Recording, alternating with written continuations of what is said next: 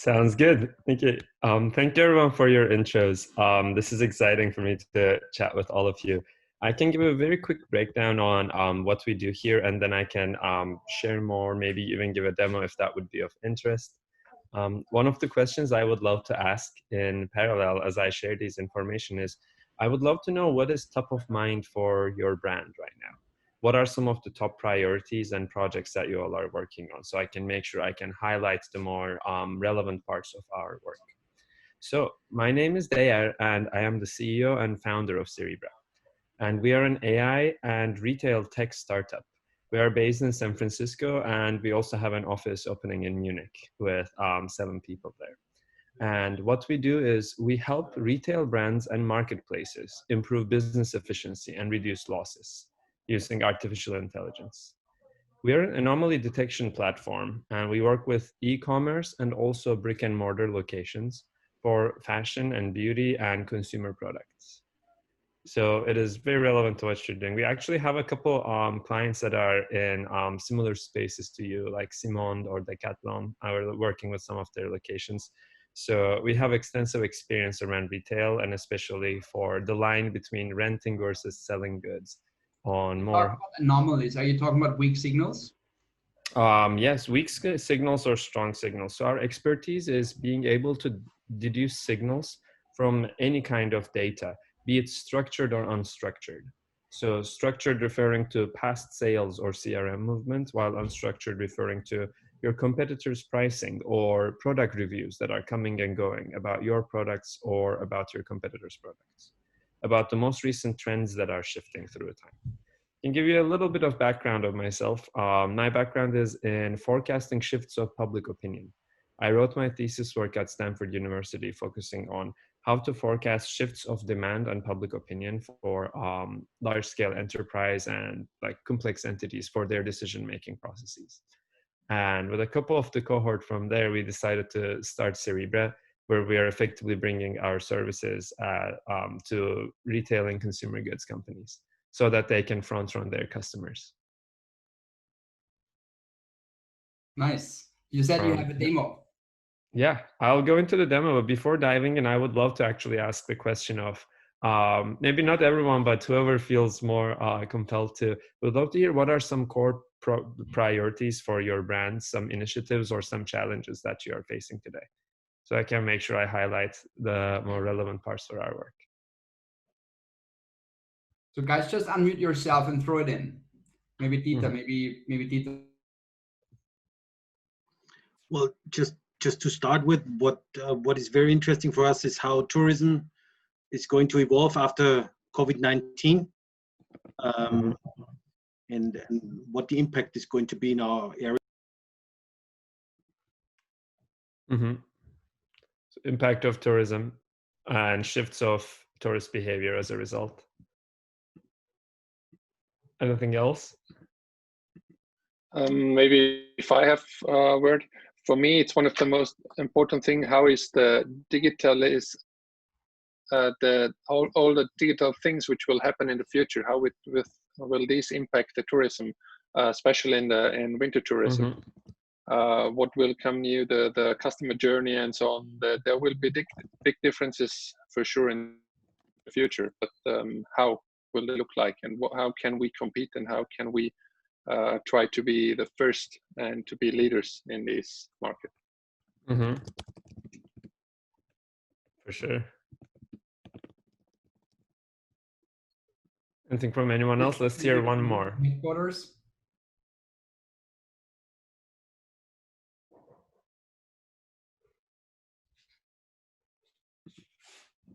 Is that already good data for you to jump into this? Sure. I can add a couple more on other things that we have heard regularly. One of them is localization. So for large brands especially, there's global trends that change their processes on what they should be paying attention to, which products should they have more inventory of.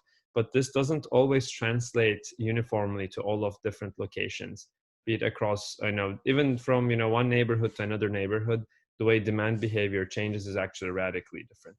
So our work at Cerebra helps close some of these gaps on having a much more granular understanding on what one needs to pay attention to.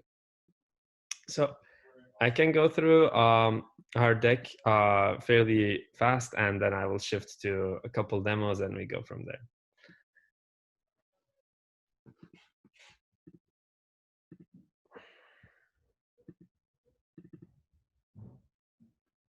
Are you all able to see my screen? Cool. So you all are muted. So if you ask a question, please just unmute and speak. And if I'm not responding to you, that means you're not muted. So that way we would be able to communicate easily, because it's a crowded call. So feel free to just interrupt at any point. Yes. So as I said, we are at our core an anomaly detection platform, and we specialize for e-commerce and brick and mortar locations for retailers, especially more higher price, either luxury goods or large equipment, which is fairly pertinent in your case. Why are we around? Why are we building this? My background is in research on forecasting shifts of public opinion. And during my past work in consulting and academia, I've seen that most retail companies are losing their competitive edge.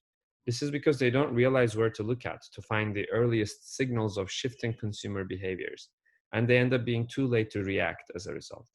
And the larger the company operations gets, the harder it is to pay attention to the right signals and act quickly. You have to be looking at your past sales. You have to be looking at your CRM data. You have to be looking at web engagement on which products are getting the most interest online, to the recent trends. And all of a sudden you are inundated with way too many streams of information than a single human can process. And this is why we decided to build Cerebra. So we're a team of researchers and retail specialists from Stanford and Harvard, and our expertise is very much around natural language processing and anomaly detection for waste reduction. So our strength lies in being able to integrate multiple disparate data sources. These can come from social media, from Instagram, or images, or past sales. And the way our flow works is effectively, once you subscribe to Cerebra, you receive a series of insights that are catered to your role in the company. Instead of dashboards with many tables, you're actually, every alert that we send is a human readable insight that specifies an anomaly that the role needs to pay attention to. For example, if you're a merchandiser, some of the questions you might be asking are, what are the right SKUs that I should be investing in for next season? Every insight we send has a title that describes the phenomenon in words instead of showing a complex, visual graph that might not be clear. There's always an action, and there's always an estimated financial impact for each of these. Each insight is based on the feedback of the end user. So we work very closely with our clients to be able to help them go through a process transformation flow where they can actually start making data-driven decisions. We have hundreds of insights that we can serve for a variety of applications. Some of the packages that we have readily available are on merchandising, on which products should you have for each location. So this is especially for localization. On markdowns, on consumer insights, who's leaving you and how can you bring them back? What are your competitors doing? It could be about your customer journey. It could be about buying so you can have the right assortment of products, or around marketing on how is your return of investment that you get from this direction.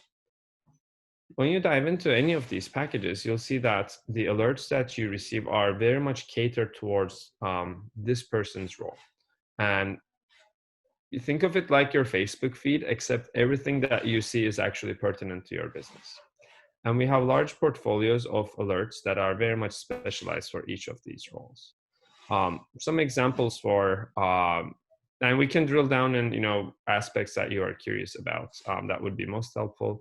Some would be, how can we reduce churn? How can we convert one-time shoppers to be more loyal customers? How to do best discount strategies? So each insight we serve is delivered at the frequency that is most useful for you.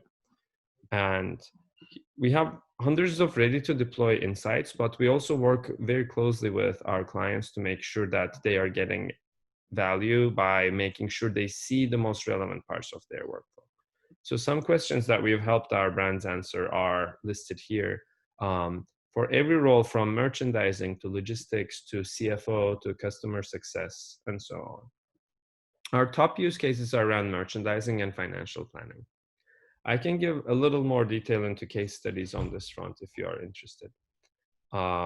Effectively, just a quick note on how we work. We collect external data on the state of affairs in the fashion industry or retail industry from social media. We combine this with our partners in the landscape and also with your internal data, so we can see and measure the true impact of recent trends and how they affect your bottom line in the end of the day. We're able to integrate with older legacy systems along with modern databases too. As long as we can export the data, even as a raw spreadsheet or PDF, we can start providing recommendations for you. And one of our core differentiators is actually our ability to be able to plug in on any unstructured data stream. Plus, we have ready plugins for Oracle ERP or Salesforce or Microsoft Dynamics or Shopify. So we don't expect any coding from your side. We can embed our insights in email if you want to receive them on a weekly basis or on our platform. So say, you want to give smarter and fewer discounts. What should I give discounts to this week based on sell-through? We can plug this directly on your Looker board or ERP solution. So this is a quick run through. Let's say we were founded in March 2018, but the company's research goes way back, and we work with a bunch of retailers. Our focus is very much, we're a strong team that is growing. Nikki, I think last time we chatted, we were 7 people. It was a couple months ago. Now we are 15 and we're growing strong. We're actually finding a lot of client interest from Europe. So we have a team that is growing in our Munich office as well. Amazing. So I guess that might be a faster way to communicate with respect to time zones for you guys. But yeah, effectively we work with many different sides of retail, and I find myself lucky to be working on something where we're really pushing a lot of our clients towards a truly data-driven decision-making flow where they can stay on top of the most recent trends. I'd love to pause here to hear if you have any questions, and if not, we can dive into some of the case studies that could be of interest for you. I get a question on collecting data from social. Which sources do you use here? Mm-hmm. So for this, we actually tap into multiple sources, and the more the merrier. We already have ready plugins for like Instagram or for Twitter on the largest social media platforms, but also on specialized platforms. For example, on Yelp or on TripAdvisor, you will actually find a lot of information for specific locations when people are on vacation, when they're trying to rent skis, for example. You're much less likely to go on Twitter, much more likely to go on TripAdvisor. So for localization, we can process data in multiple different languages also. Most European languages we got covered, along with a lot of East Asian languages as well. Because our tech is unsupervised, it actually works in many different languages, and it's one of our core strengths. So the way we work is we will sit down with you to discuss what are sources that actually would be relevant for your work, and then we go from there.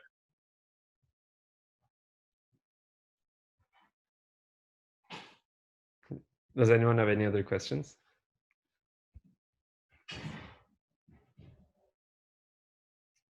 And guys, if you feel like you don't want to interrupt, it's also okay to use the chat, and I'm monitoring the chat, so that's also a good point to post your questions or deposit your questions for later if you don't want to interrupt. Yeah. So I can talk about a couple case studies that would be of interest in your case.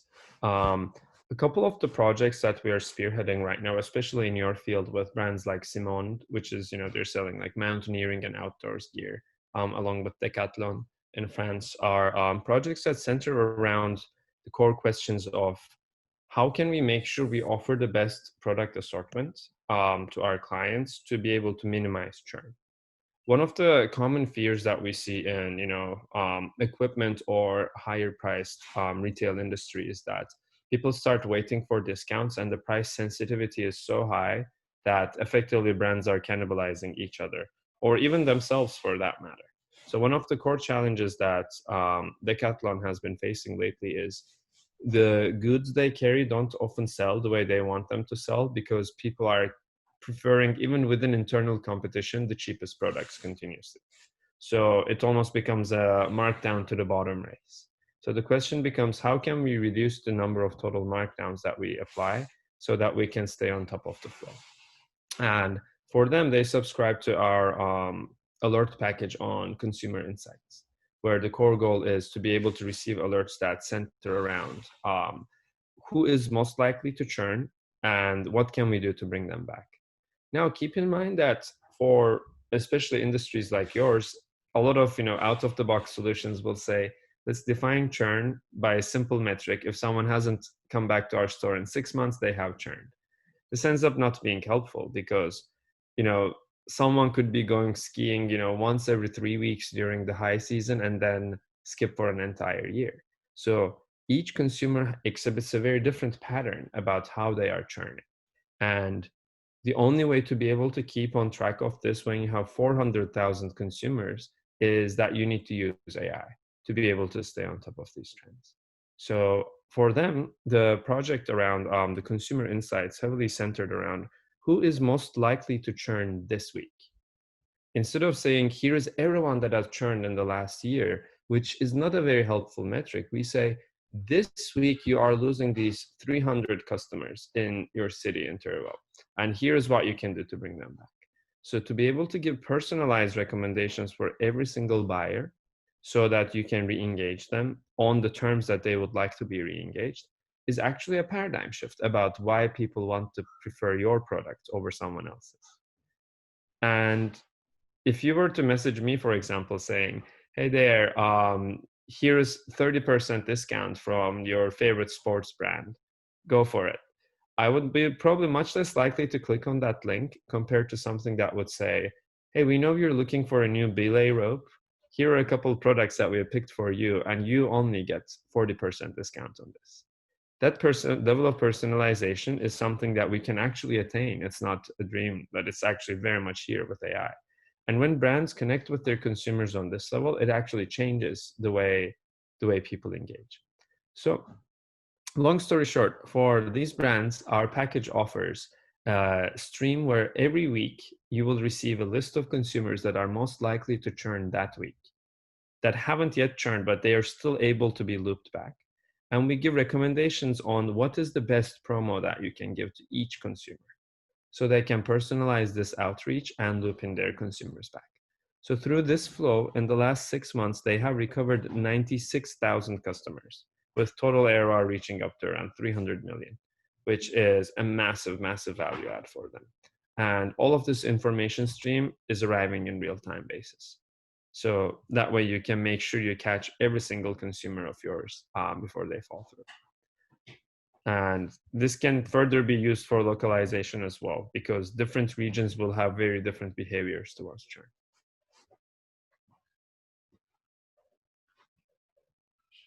I have to pause here to hear if you have any questions or thoughts. As you've been talking about Decathlon and being very price sensitive, are there any examples where it's not about price sensitivity and more about how to bring people to buy for a regular price, for instance, and use extra services? What kind of extra services are you thinking about? I'm curious what comes to your mind. Yeah.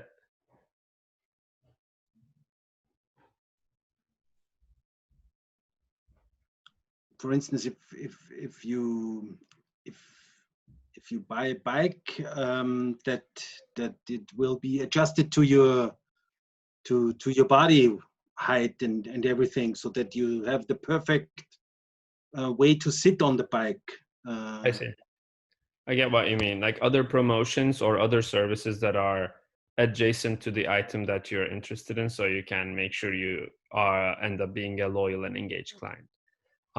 Yeah, we actually have a couple examples of this. One case that I am thinking about is, for example, for one of our clients, they often sell auxiliary products as packages. So I'm thinking actually I might be able to show you some of these cases for our public demos and continue from there. Are you able to see my screen right now? Yes, we still see the Google Deck. Okay, yeah. I'm just pulling up a couple examples so we can discuss further, be it on the merchandising front or on the promotions front. And while you're looking for that, just to check if I recall the numbers right, you said 96,000 customers, and they did 300 million turnover, or did I get the wrong number here? Yeah, the ARR of this customer base. So the average spend per customer is around 3,000 for the segments that we have been targeting. So this has been the model was specifically applied for the high VIP buyers that have the potential for very high spend. They would like to own the products, not sell the products or rent the products. So these are different consumer segments that we can serve. So for a VIP, outdoors minded person, this is actually not very high. Spending upwards of, 2,000 a year. So with around 3,000, that adds up to around 300 million. So yeah. And these 96,000 wouldn't have bought in the company. So our model has forecasted these people to be churning in the coming season. For example, if I usually buy once a month and I haven't been around for 4 or 5 months, that means I'm about to hit the cutoff. But someone else, it could be every 6 months. So they have to be away for like a year and a half for the model to say this person is very likely to be gone. So the core of the challenge here is this. A lot of consumer brands don't realize that the cost of retaining customers is actually much cheaper than the cost of acquiring new customers. On average, the cost of acquisition is 4 times larger than the cost of retention. Because if a client already used your products, if they are satisfied with your products, you can retain them by making sure they remember the experience they've had and by giving them the right offerings. Because in fact, you actually already know what they have been interested in the past. So the question is, how do you build on that? And making sure we can develop distinct models for each segment is very important. For example, the frequency with which someone buys mountaineering gear is different than skiing gear. So understanding each consumer cohort and seeing which items they would like to get at which frequency ends up being crucial. And this is what we help our clients with. I'm going to show you an example from luxury retail. This is all with dummy data, and I'll show you a couple different cases and we can continue from there. So when you subscribe to Cerebra, you will receive a feed of insights, as I mentioned, that you can keep on scrolling and seeing more and more insights. Only about a third of our clients actually come to the Cerebra platform. For rest, we send the most important insights as email for them to be able to receive so that they can act on it immediately. These are all geared towards different roles in the company. For example, for a merchandiser, something that highlights designer men's shoes is surging this month ends up being extremely helpful. And they can click into it to go into further details on the behavior of this insight. For example, we expect you to have more than 150 more transactions per week, which is a huge surge. These are coming from the Gulf region or are domestic. These are the attributes your consumers want for this. When a merchandiser or a planner sees this, they're able to take this into action really fast. Or to say, the sell-through rates of a specific brand or of a specific product vertical is much larger than the comparable products. These kinds of insights end up giving flexibility to our users in their decision making, because it takes 4 Excel spreadsheets and 7 hours for them to try to figure out even what has the highest sell-through. Being able to automate some of these processes so you can receive an alert as soon as this is taking place is really, really powerful. And each of the content of this, we actually pair with the merchandiser to craft an example. And once we build these examples, it's very easy for them to say, okay, this is exactly what would be helpful for my workflow. So my question will always be, how could we be most helpful? What are certain flows of decision making that you see that could be augmented with data, and continue from there?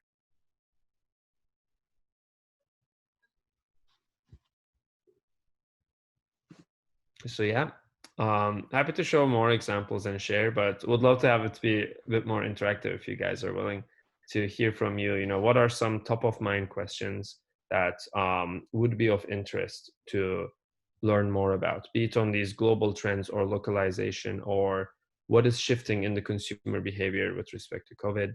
How would these be used by the day-to-day operations in your company?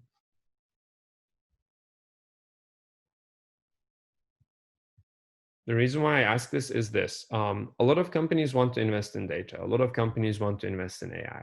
These end up being buzzwords or end up being, you know, superfluous packages because they haven't actually paid attention to how to connect this new coming information source with the active decision-making process that is already within the team. And it ends up being something, you know, interesting and cool that they end up buying that they aren't even sure how to use, which is why our focus is very much, can we work closely with your merchandiser, with your marketing team, with your buying team, with your consumer success teams, so that we make sure their decision-making flows are augmented by this?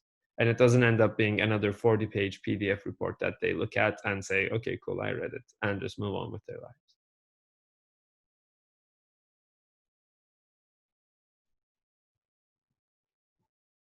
I think silence means that there is a lot to digest and process, and not people disappearing here. This is kind of bam, you know, you opening this tour, you opening this program, and there's already like so much information. No, absolutely, absolutely. Not the first time I encounter silence, Nikki, for that matter. So yeah.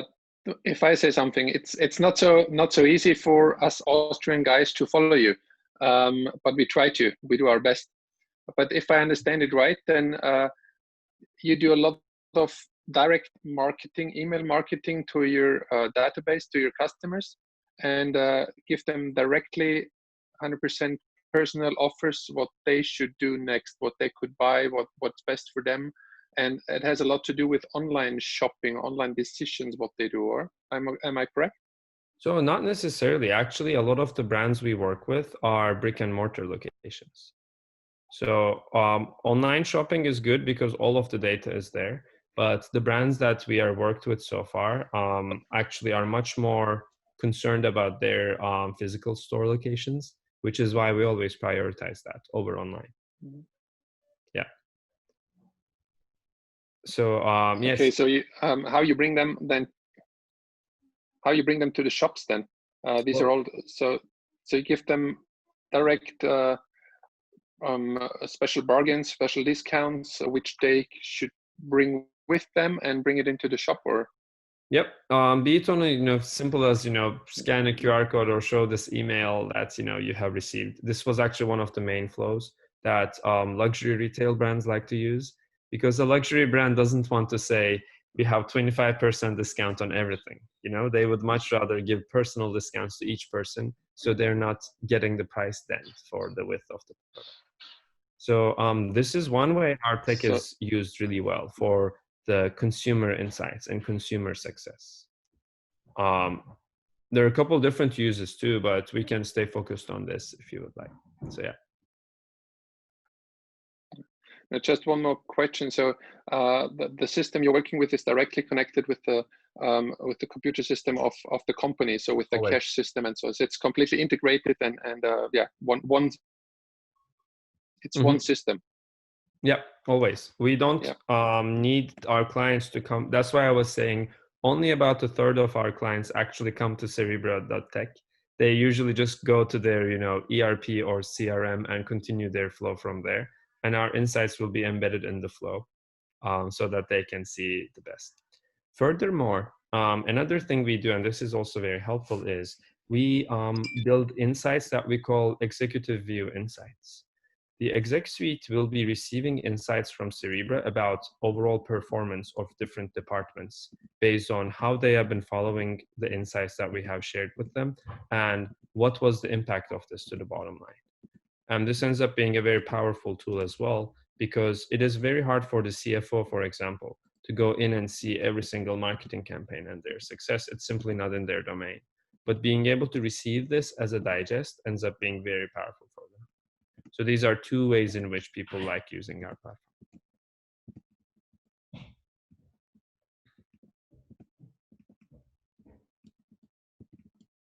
Yeah. Systems processing. Mm-hmm. And one thing I'd like to add is this, with respect to the question of, state of the art and the industry world. A lot of our clients are very used to receiving this value from consulting companies, and they're used to receiving this in a non-real-time basis. What do I mean by that? This means they will be getting, for example, a PDF report from Bain or from McKinsey or Deloitte that will summarize, here is the impact of the discount models that you have used in the last couple of months. But the problem is it's effectively outdated as soon as you receive a report like this, because it doesn't change and adapt to the newest market shifts. So you can go to a consulting company and receive a report that outlines to you, well, here is what we forecast with respect to COVID, how demand is going to be shifting in the next couple of years. And next month comes and there's a COVID vaccine. How is this going to change now? Are there any patterns that are coming in or out? Or next month comes in and there is another global challenge that is stressful for the world. Or as global warming increases, a couple of these locations are shut down. A lot of these, you just can't simply work with something that does not evolve in real time or the signals that they are paying attention to. Which is why we believe very strongly in our work and our clients as well, that they can see that you need a system that can change the recommendations it's making on a dynamic basis with a team that actually understands the domain rather than a one-off solution. Because you could get this PDF report from Bain and McKinsey, you might forward it around in your company, maybe 20, maybe 50 people will read it in full, and then you call it a day. And that ends up almost being more hurtful than helpful for you at that point.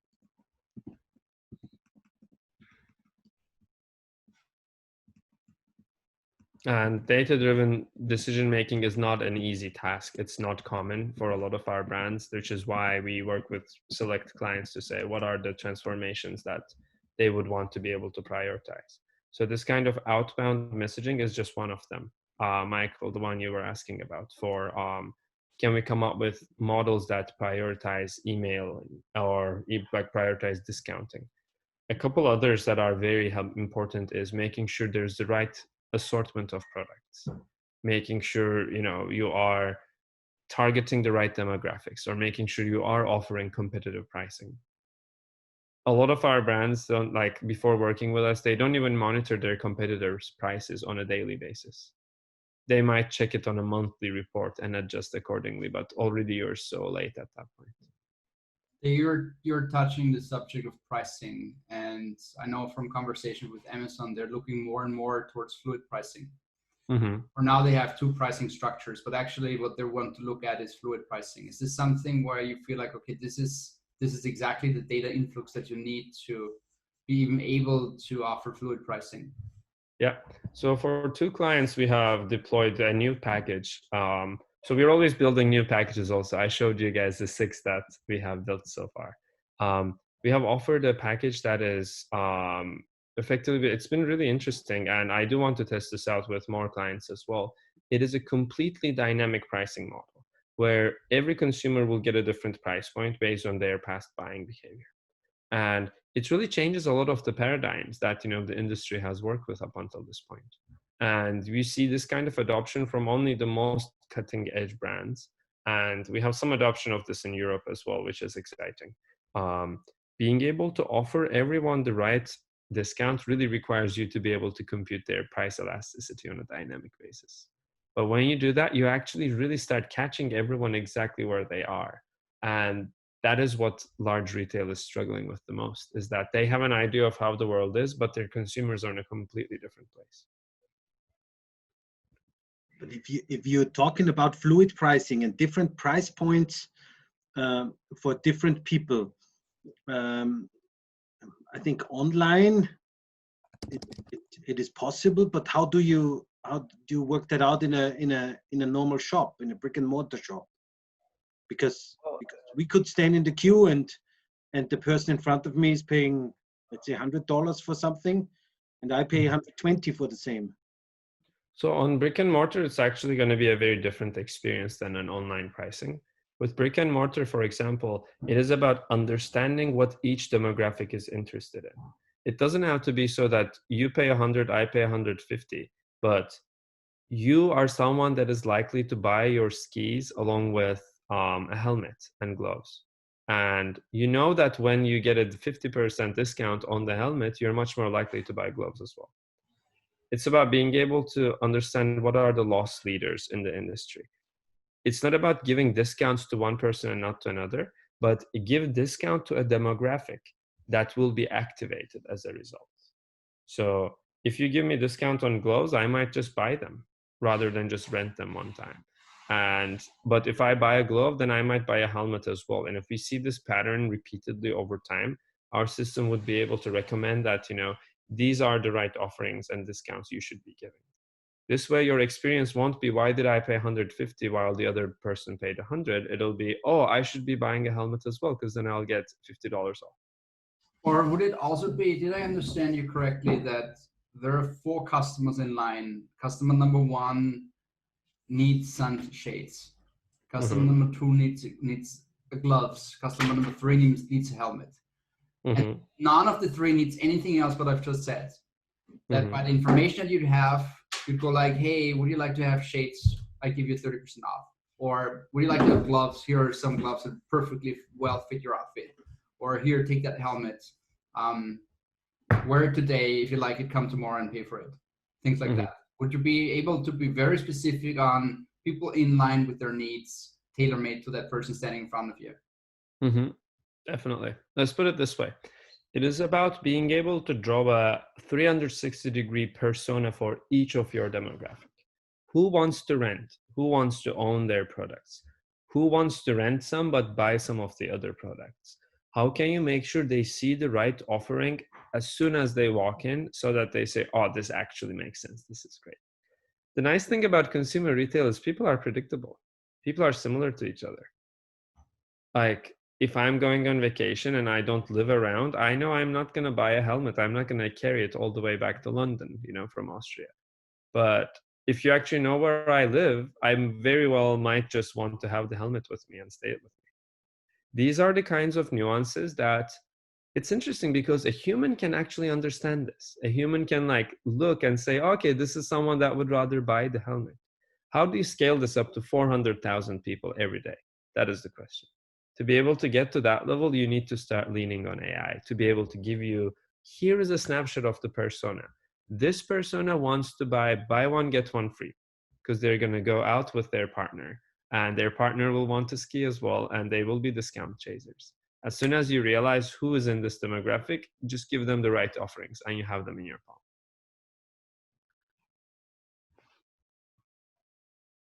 And to your question, to just complete the point, yes, we do offer not just percent reductions, but more complex discounts like BOGOs, like buy one, get one frees, or being able to pair it with different offerings. So, buying baskets rather than single items and so forth.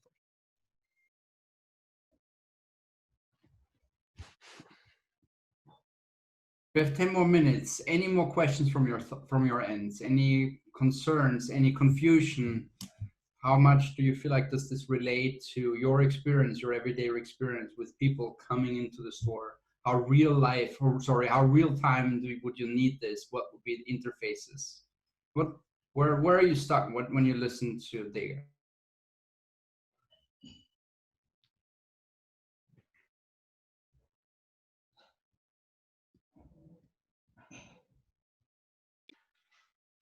If no one wants to ask something, then I have one more question. Sorry. You said at the beginning that you try to connect as much data as possible also from social media and so on. So you really focus that, or you put that together on each individual client, or what is possible and what is legal and what you really can do?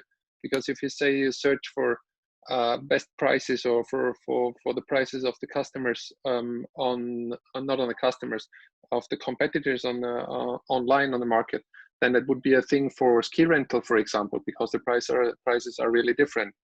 And if if you look who is searching for a ski for rental equipment, and you really target this customer then with a personal email for this shop or for this area with a special discount and so on.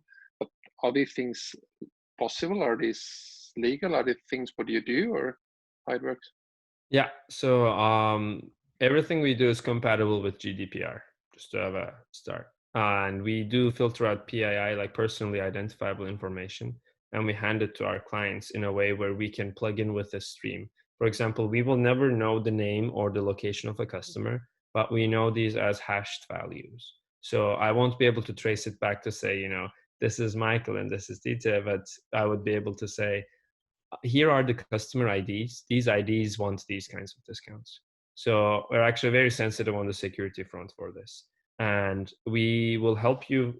So in most cases, our clients don't actually have a good customer management platform when we start. So we also help them have a database where they can make sure each consumer gets contacted through the means that they have consented to. So if you say, I am down to receiving text messages, then you start receiving text messages from there. And the management of this information is something we help with because it is of top importance. Like at no point Cerebra will hold data that is personally identifiable, which is very helpful. And the same on the social media side of the story. The data that we collect will be illuminating certain trends that take place. I can show you a very quick example on this front. For example, here you're looking at a snapshot for Uniqlo. We work with Uniqlo on their bra products. That was the very first vertical we launched in, and we grew from there.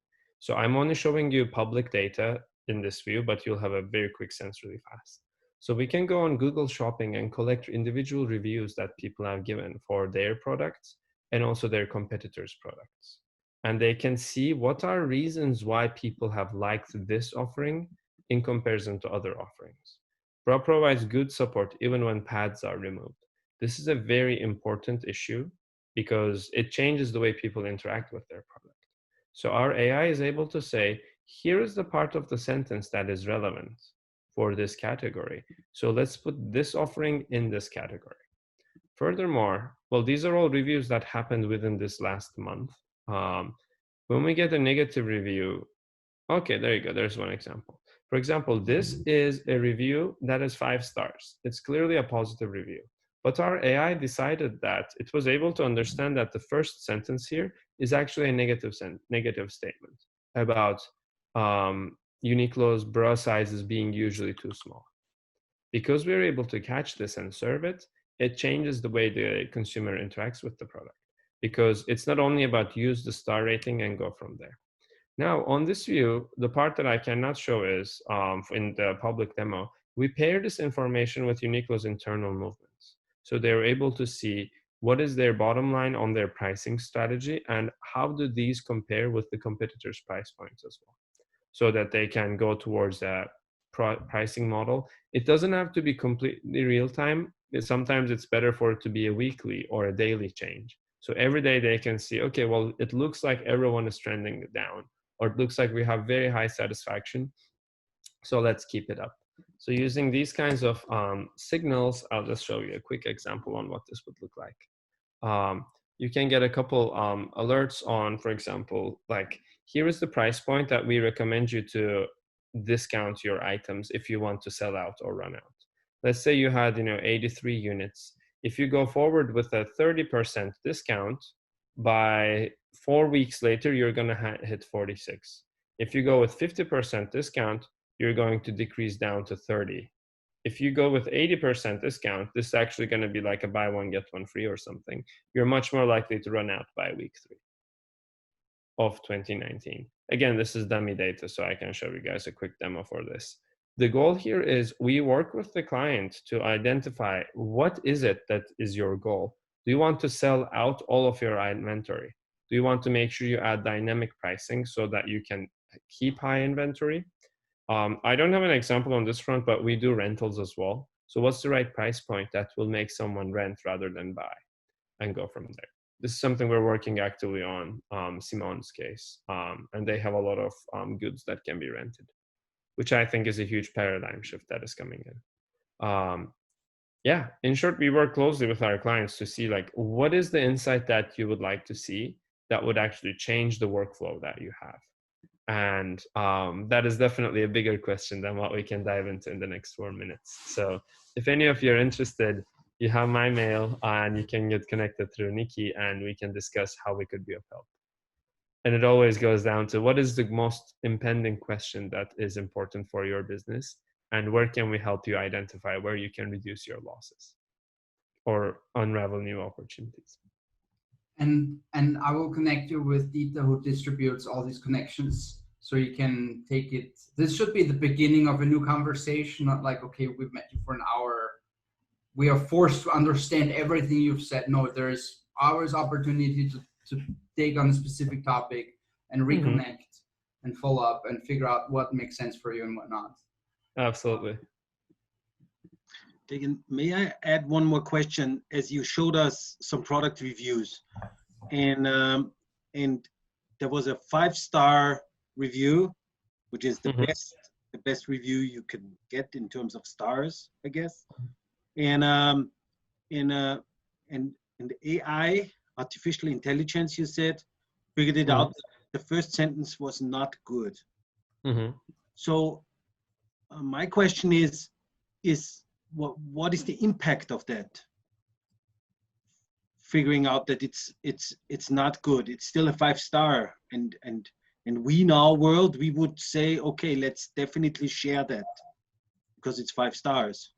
Yes, it can be 5 stars, but here, let me present this from a different perspective for you. If I told you your ski product's approval went from 47% to 52% last week, what would you do? It actually doesn't mean that much. It's a number. Okay, it has gone up a little bit, but what is the reason? Like, what is it that actually changed in the consumer behavior? If you cannot go down to the reasons why, these numbers just end up being, visuals on a dashboard. Like, you can throw this number around, but what does it actually mean for your consumer? I'm going to pull that review up again because I think it's an interesting one. Here, there are many positive things about Uniqlo's bra products. Like, these are good products in the end of the day. But here, one category that has been rising is the cup sizes are off and compressing. Now let's read this review together. This says, this bra in size large is comfortable, doesn't look bad even with a tight shirt on. The cup is still on the small size, but it's so comfortable you can even sleep with it on. This review probably is also in this category. Bra is comfortable. Like, our AI would decide that. And we can put the same review in multiple topics if it is relevant to multiple topics. But the point here is, someone said that your bra top cups are too small for me. End of discussion. Doesn't matter if they love the product. This is something that the merchandiser should know and take into account. And you might get a 10-star review, and in there someone could say, yeah, the color washed a little bit, but I still love it, so I wear it. You want to know this. You want to make sure you paid attention to this. That's why we have to go beyond just average number of stars for these.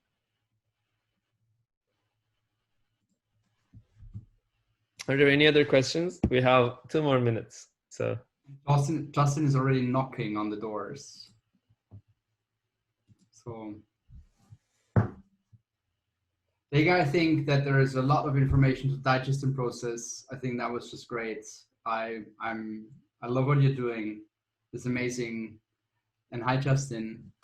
Thank you so much for being there. Thank you so much for opening the day. You built a perfect stage for Justin, who's grown a bird in the last weeks, it seems. Yeah, I have. Awesome. All right, you have my content. I can send my email, and if you can circulate, I can send you a link to the deck as well if any of you want to review it, and we can go from there. Perfect. Have a wonderful rest of day and week, and great meeting again. Thank you so much. Great meeting you all. Take care. Thank you.